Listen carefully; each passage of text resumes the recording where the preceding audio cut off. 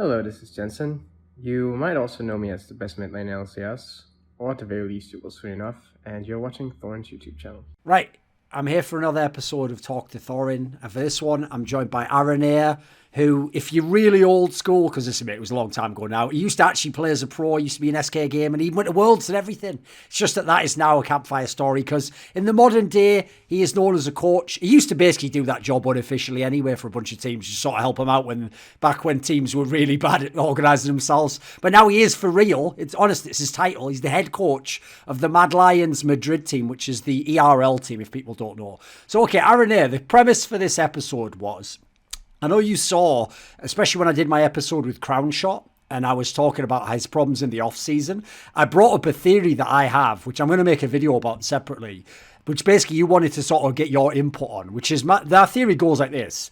If you look at since the LEC began and this whole franchising period, what the LEC actually did is what LCS lied and said they were going to do, which is they said, if you give us franchising, then since we can't get relegated, we're going to bring in rookies and we're going to develop them. And they almost never did it, Like they got a couple, but if anything, theirs is the worst league in the world for recycling the same talents over and over again. And, people who played for years and are never going to be a world beater, but you just bring them back to a big name. Now in Europe, we did actually go the route that they claimed they would. We brought in all these rookies, especially the last couple of years. People are going to think of your team, Mad Lions, the main team, Rogue, of course. These teams did bring in a lot of rookie talent. But my issue is this. For those teams, I think it's fine. Like those organizations, they weren't going to get Reckless and Caps and, these names. So for them, I don't mind them gambling on Kazi instead of Freeze, for example, to use an analogy you could enjoy, right? One where, at the time that you'd signed the player, he's not yet that much better, but he's got the potential to be. It's a good rookie signing. But my problem basically is this. I think some of the other organizations out there are just doing it cynically. Like, I think some of them do it because they can pay this guy less money if he's a rookie. He's not going to know, is he joining a good team? He's just going to say yes to an offer, whereas, there's some big talents where they need to have other good players there. So where were you coming from? What was the main area that you thought there was another angle to this? First of all, I'm going to say this. Carsey is one of the best AD carries I've seen. Sure. Not from what you see, how he communicates, how he acts, his personality, he's insane. Okay. So I will choose him over almost every single AD carry in Europe. Even a person like Reckless, which is probably like one of the best and sure, probably not for you, but a lot of people think that Reckless is the best. Reckless might be hard to work with compared to Carsey. Carsey is one of the easiest persons to coach, one of the easiest persons to work with, and he makes every single team better. Okay. So as you said, there are teams who try to gamble with these kind of rookies. We've seen this too much, too often, that you will probably not want to see it on every single team. Yes. But sometimes it's better because coming, especially your background comes more from Counter-Strike. Yes. You might know a lot about this, that some players, some old school players tend to be really hard to coach, okay? It's really hard to tell someone to coach. I think the other day I read something about Perks. Perks said that Western coaches... He said coaches are kind of useless, right? Yes, yeah. Yes. Which I understand Perks. He's one of the smartest players League of Legends ever created. So he might be right on that part, on his part. In terms of macro, okay, there is probably no one who's going to teach Perks how to play the game correctly, okay, or better than him. But you have to understand that coaches also help you in terms of schedule, in terms of timetable, in terms of physical exercise, diet, a lot of things. Like, it doesn't necessarily have to be someone who tells you, no, you have to pick this and build this and do this and this and this. No, it can't be someone that actually helps you deal with the pressure, as Grass was doing last split. I don't know if you read so many times, how many times Grabs went to social media and said, like, okay, my draft is in, I completely fucked up. And that's a lie. That's a lie. That's players fucking up, but he put his face. So coaches are not always going to be the one who tells you have to play like this. There has other impacts into the game, Anyway, there are so many players that are really hard to coach, especially all school players like myself, other players. We are close-minded and we don't let other people telling us how we have to play the game, Yes. For those players, to be honest, as a coach, if you tell me who do you prefer to coach, like one guy who went 10 times to Worlds, he's insane, but he's not going to listen to you ever, or one guy that mechanically looks pretty good, is going to listen to you to everything, but he's obviously didn't went to Worlds, On my side, I will always prefer the second part, even though it's way riskier part. It's a complete gamble. Yes. But at least your work is, you feel the satisfaction. You feel the satisfaction that someone is listening to you, someone is working together with you, and it's not like someone literally just ignore you. Which I'm not saying this is perks, by the way. I'm not obviously implying perks. I'm just saying that a lot of old school players, especially in Counter-Strike, I know in Counter-Strike this happened as well, that some players, they just don't listen to coaches or don't listen to like the boys, team leaders, stuff like this.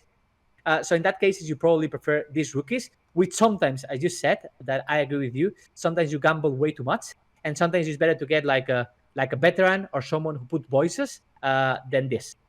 Yes. Okay. No, I see your perspective now. That is actually a good angle. Like, I definitely agree on the coaching angle, because I would say it like this. I mean, I'll even pick as a good example someone that we're obviously both friends with. So he wouldn't mind us saying this. He said it in interviews. Like, Soaz is also someone who thinks that coach is just sort of like nonsense, because Soaz's style is like, just leave me to do whatever I'm going to do. I'm Soaz, and I'm going to, I've been playing the game forever, and I'm, no one can tell me how to do the game better than me. But I would agree. The problem with that is, even if he's right, if he has a new teammate with him, or someone who's only played 2 years, or maybe someone who played for a lower team, they've never had success before, that guy actually probably isn't equipped in the way Soaz is. Like, some of those top players do take for granted that, like, their mindset and some of the things you were talking about, how to deal with pressure, how to learn the macro side of the game, they just expect you to know that. Like, they see you in solo queue, they see you really good, and they just think, like, well, okay, go on then, just do it. And they don't realize that, like, it took them years to learn that. I think that's a real point, actually. I mean, from Soaz's part, first of all, I worked with him first on a Fnatic, second on Origin. So I had a good background with him. And one of the funniest stories I have with Soaz is I'm really structured. I'm the kind of guy who needs everything to be in a box, really structured. If you put me out of the box, please do it step by step. Don't do it like fully. So something I tend to do in coaching is, okay, let's literally in every single patch note, let's analyze all together what champions do you think they are strong on each lane, okay? So with Soaz, I had a really funny story that is, Soaz, what do you want to play on this patch when we were in Origin? And then he told me like 6 champions. And Soaz champion pool is like literally every single champion in the game. Of course, he can play everything. So I asked him, he put me 8 champions, and then we screamed that evening versus, I don't know if it was G2 or Fnatic. And from these 6 champions, he told me he didn't play a single one of them. Okay, he played 5 different champions, which they were good. In that case, like he's brilliant. He's super smart. And whatever he says, I'm like, yeah, you're right. Actually, the champion is good, but you're not following a single step I'm telling you. And he's like, yeah, but he's the best. And I'm like, okay, I'm gonna give it to you. Makes your job harder, though, right? Yeah. But he's a great mind. So sure. I have no problem in that. But Coach is probably one of the best examples. Thing is, though, the reason why I bring that up is because, obviously, like you're saying, if someone's brilliant enough and they can sort of make it work, you can maybe coach around them. Like, some players are worth it. Perks would be another example. Of course, anyone who worked with Perks. But I also think this is an area where players themselves are almost buying what you call in English the straw man that people on Reddit present. Like, which is I don't think anyone ever presented the idea that the coach really decides everything. Like, I saw this happen actually very recently with a very famous streamer from Korea, Dopa, that guy Apto, who's famous for being like amazingly good at solo queue. He said something similar. He kind of said that he thought, like, coaches were overrated and they don't really do what people think. But then when he explained all the things he thought a coach could do, like, gather communication between the players, like sort out structure, arrange practices, like at the end of it, I almost thought, like, dude, you just explained why they're necessary. Like, you thought you were explaining why they're useless. Like, that stuff's all necessary. Like, if you put a bunch of pro players together, they're not going to do a good job with those areas. No, obviously not. Obviously, one of the best example is Mac and Peter, both coaches of Mad Lions last split. Right now, Peter is gone for an A, but Mac for me is a brilliant coach. He prepares every single session of coaching. He prepares every single day. He prepares like sessions and meetings and presentations. So he's brilliant on what he does, and I think is one of the best examples how coaches can help a team a lot. Like I think no one will ever thought last split Mad Lions will ever go to Worlds, even though at the end it happened what it happened, which I think it came more from the pressure and from the fact that they were playing on a stage more than the team. Sure. But I think overall he made it a great team. I've even got, actually, I don't know if it'll be out before this thing, I'm not sure what order, but I've got an interview coming up with Mithy actually about his career. And obviously I asked him in that interview because he's someone where, as a player, he was in the Perks camp, I would have thought, well, this guy never needs a coach. You know, he's got a brilliant mind for the game. He's even taught some of his teammates. And he basically admits, by the way, that when he was a coach, sometimes he felt like he was useless in the sense that he didn't know what a coach was meant to do. Like, sometimes he didn't know, like, well, I'm not here just for the draft. I'm obviously not here just, you know, like, I have to learn the personalities of these players. Like, I think he realised in that moment, no matter how smart you are as a player, it's a different skill set being a coach. Yeah. I mean, I was with Mithi as well on Origin. I went to Worlds with them. They had another coach. I don't know if you remember the coach they had. I think it was Nico the Pico, wasn't it? No, it wasn't Nico. Oh, Hermit, you mean? Or Ledoc? The German guy? Wasn't he called Ledoc or something? No. Ledoc was before. Then he went to Worlds with someone else that right now... I think it was Hermit. Hermit. Yeah, sorry, American guy. Yeah, Hermit. He was there. He was the kind of personality of like an analyst. He understood the game well, and he had a lot of analysts working with them. The problem was when I was doing the screens, because at that time I was making my career as YouTuber, as streamer, stuff like this. So I didn't pay that much attention of the competitive. So I had no clue how to help them in terms of game, you know. But there was a lot of discussions because in that team, Peke, Soas, Mithi, Amazing, Niels. To be honest, you don't need a coach. You really don't need a coach for that team. Because they were brilliant. They were super smart. Peke, in terms of communication stuff like this, he was really good. He was insanely good. Soas was super smart. Mithi was insane. He was a coach by himself. Amazing was really good at that time as well. And even Niels was insanely mechanically, you know? So you don't really need a coach to that team. What you need is someone to deal with their personalities, okay? Because sometimes what it happened was Amazing and Mithi, they will fight to each other, like fight so much till the point that I will have to be the one telling Hermit, you should stop this. He was not able to do that. So what I did was like, I stand up, I took a pen, I went to the black one, I said like, guys, please, do you lend me a second? Sure, Alvar, talk. And I was like, okay, Mithi, what's your point of view? This and this and this. Amazing, your point of view. This and this and this. Pekka, what do you think? Soas, what do you think? Niels, what do you think? Do you guys agree that probably Amazing is clear on this point? Yeah? What about Mithi? Yeah, I think it's fine. Okay, let's keep going. They said, thanks. Keep going. So they needed like this kind of person. They didn't need a coach to tell them how they play the game. That's not needed at all, you know? Also, something funny about Mithi, this split, he messaged me a couple of times because he was sometimes confused on how he could help the team. Because on a team with players with, I'm not going to say ego, but like background or old school players or people who has a lot of way to come where they are right now, it's pretty hard to tell them how to work. You know, you have to be really consistent or really like direct into rules or into things they have to do. But Mithi was more meant to be a strategic coach than a life coach. And they missed that. They missed that so much because Mithi was never this kind of person. Mithi is not the kind of person who's going to tell you guys, we're going to wake up at 10, we're going to play screens right now, we're going to do this and this and this, we're going to watch SKT or we're going to watch down one games and we analyze this and this and this. He's not the kind of person to be like this. But he's super smart, by the way. Like he's insanely smart. Half of the things I know about League of Legends, it's because of Mithi. Similarly, actually, to go back to the original point about the fact that you like the idea of the rookies, basically because, like in English, you'd say you can mold them, like they're open to the idea. Well, there's another problem I can tell you about from Counter-Strike, actually, which is we have the same thing in Counter-Strike, which is the reason a lot of pro players either didn't listen to the coach or, and this might sound familiar, they made the coach kind of like the early League of Legends coach. You're just there to do the draft, like to look at what the map that the other team plays is and what should we ban. But then after that, we do all the rest. The reason why is because you notice the names we're picking out when we're saying that they think coaches are useless. These are the most brilliant players to ever play League of Legends. Like, they don't understand that the other players aren't like that. And so what happened in Counter-Strike basically is, because people didn't believe in coaches, it just meant that if you had some in-game leader that was a genius, he was obviously insanely valuable because he could just do all of half of that stuff himself in the team. But what those players didn't understand was, if you had a team where you had a bunch of skilled players but no great leader, you had nothing. And so those were the teams where coaches were able to have an impact. They were able to set up a structure.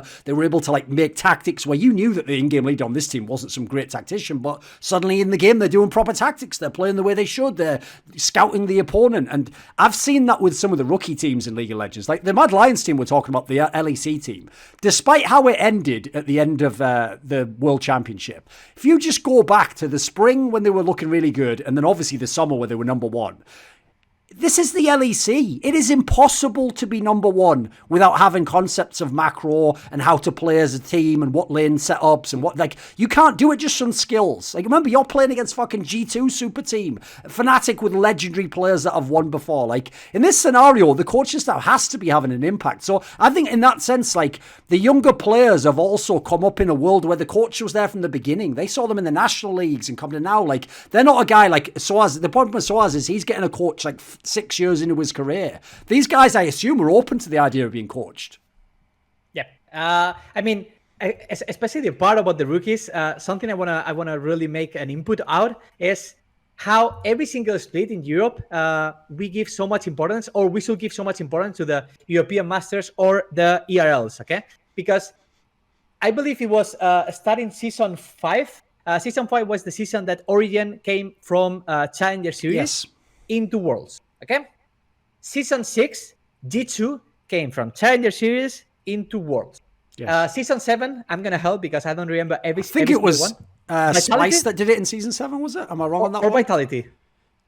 Could be. Oh, Vitality went to Worlds, I think, in Season 8, but I think, yeah. Misfits, there you go. But it was Vitality the year after. Yeah. Misfits with support Ignar, Blitzcrank. Yes. I don't know if you remember that one. Yeah. Then Season 8, it was Vitality, who went to Worlds as well.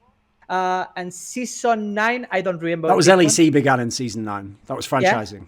Yeah, that was probably the Splice one, but not really gonna count. No, that was where like franchising had begun, so you couldn't qualify to LEC anymore. Okay. But your point is right, which is basically every year you had a team come in, and at the end of the year they're at Worlds. Even this split, even though you don't say they come from Challenger Series or European Masters, Rogue roster and Mad Lions roster, they come from there. You know? Yeah, sure. So every single year, Europe just, I'm not gonna say created, but they bring these kind of talents. You know, it was really funny when Perks left to NA. Everyone on social media, especially the American people who are kind of biased with that, were saying like, we are bringing the best player, your region is gonna be doomed and stuff like this. And I think that's completely the opposite. That just give us room to grow more talent like this. I'm reading right now that the fact that Alfari is leaving to NA is gonna be really bad for Europe, because then one of the best top laners is going to NA. No. Like, we just have to keep creating this talent. We have to keep developing this talent. And I'm really confident that we're gonna keep doing it. I think Europe has such a great talent in solo queue, such a great talent in the ERLs, that we're gonna keep creating, we're gonna keep developing, we're gonna keep forming these kind of players that maybe NA or maybe other regions will come to bring them up there, but we don't care. Like, we're gonna keep developing that, and I'm proud of that. What about this then? I'll spin it the other way. If you were one of these players who's, I mean, Freeze actually were player you coached was one of the original ones who made me think of this topic, because in terms of actual play, he was good enough to be in LEC, maybe at the bottom of the pile, but he could have been there. The problem he had was, this was when people wanted to gamble on a rookie. They don't want a guy that's years and years old and, you know, in the past had an injury. So if you were talking to players, like I've seen the offseason, this has happened to them, Crown Shot, Febiven, Nemesis, like these players didn't get the offers they wanted.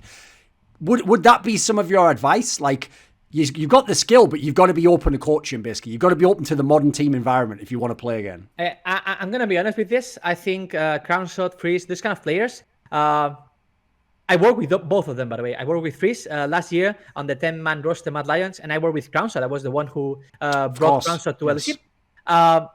They are great. They are mechanically, they are insane. But they have one problem. That is sometimes their attitude towards solo queue, which is not the best sometimes. I don't know if you remember, but a couple of 1 month ago, 2 months ago, there was a big fight between Freeze and Cellmate in solo queue, which these kind of things put you in a highlight. These kind of things make you other people talk about you.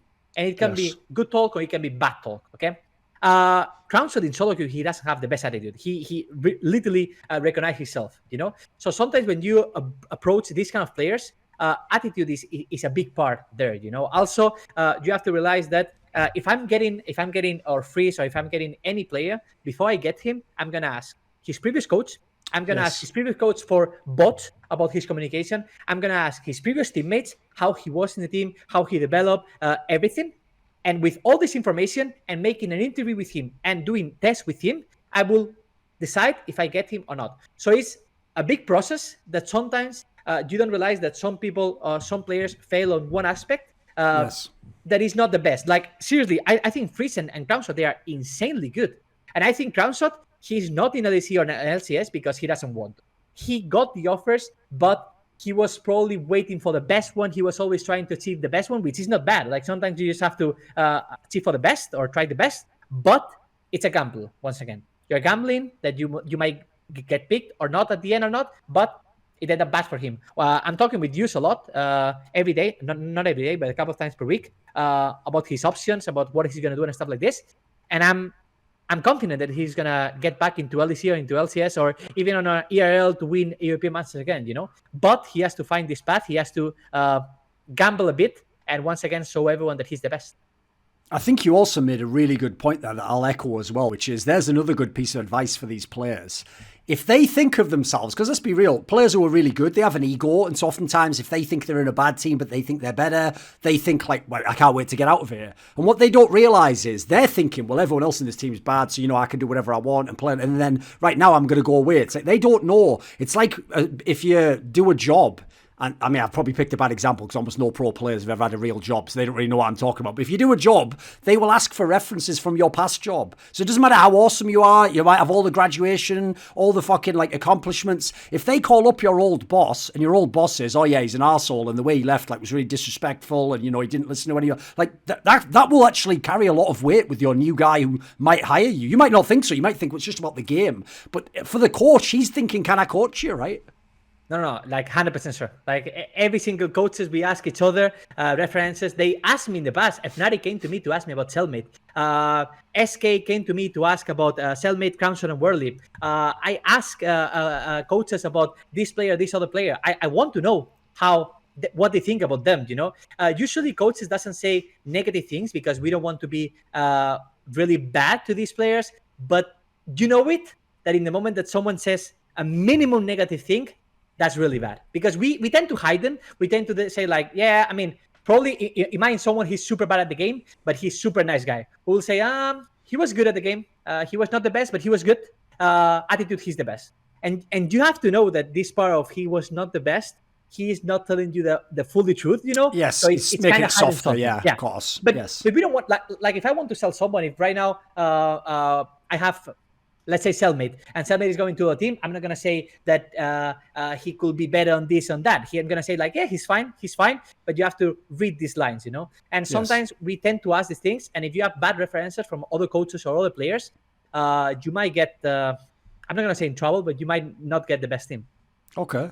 Right, what about this then? Is there like a question to wrap up? I thought I'd ask you this. Since there are a load of rookies and a load of ERL players coming in this split, and as you say, because of the last few years, some people naively think that we've tapped the mine out and there's no more good players and we got them all. It was the players from season 9. It was so as a result, they're going to think like the NA player, oh, you've lost all your talent. It's just going to be a worse LEC. So can you give us a couple of the people coming in this next year? Who are you excited for out of these newer players who haven't been in LEC? Who should we look forward to? Okay, so best players right now I have on my second desk. Let me check it. I have all the rosters from ERLs. You want ERL players or you want LEC the ones that are coming into LEC now, first year ones? Okay.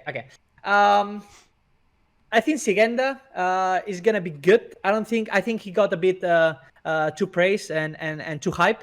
I don't think he's gonna be insane, but he's gonna be pretty good. I think the one who's going to sign the most, even though he's not a rookie at all, but he's Comp. I think Comp, last split, Sure. was his rookie split. Right now, he's going to be way, way better. I'm not a fan of Astralis, so I cannot really think or say much good things. I think El Joja is going to surprise a lot of people. I think El Joja has been one of the best performing junglers on ERL, which finally he could not show up on European Masters, but I think right now he's doing insane, and I think he's gonna be one of the best by 2021 on LEC. I like anyone from Misfits. I know they've got a lot of rookies. Misfits. Hirit. I don't like Hirit. Actually, Hirit played versus us on European Masters with LDLC, and I didn't like him at all. Vicio. I think there was better mid laners. Maybe he's insane. I'm not gonna praise him, to be honest. If I have to praise any mid laner, it's probably gonna be Blue. SK mid laner.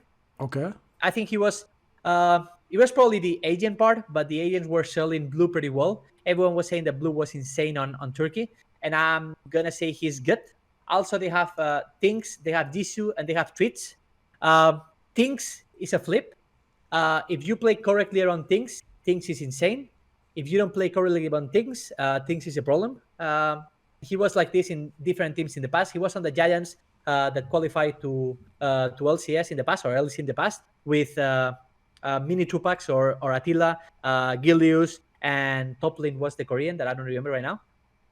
I don't remember the top laner, but it was like a super team with Things, and then they replaced Things for Gilius, and that team was so good, you know. So sometimes if you don't know how to play around Things, he doesn't look that good, but if you play around him, he's pretty good. From the rest, not gonna say much. I think the biggest surprise is gonna be Aljoja, Blue, Comp, but he's not a rookie. That's pretty much it. Blue and Aljoja, I would say. All right, at the end of this interview, do you have any final words? Anyone you want to thank? Nothing. Just keep following ERLs, because I think on ERLs we're gonna keep forming and developing good talent.